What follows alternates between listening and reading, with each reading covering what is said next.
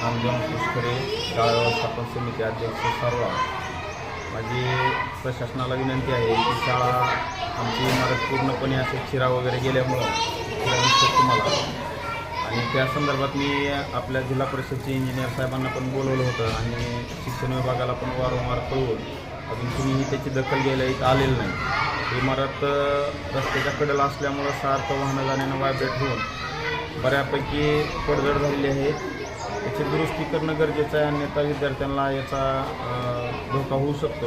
या संदर्भात मी वारंवार वरिष्ठांना बोलून सुद्धा आणि आमच्या मुख्याध्यापकांना सुद्धा बोलून याच्यावर कुणीही अजून दखल घेतलेली नाही. तर प्रशासनाला विनंती आहे की याची दखल घेऊन शाळा दुरुस्त करून द्यावी. तुमची जर मागणी मान्य झाली नाही याची तर पुढे काय करणार आहे? ती मागणी मान्य झाली नाही तर मी शिवसाहेबांना वैयक्तिक जाऊन भेटेन किंवा याच्यावर मग आमच्या गावातील सर्व पालक आंदोलनाची तयारीला लागू.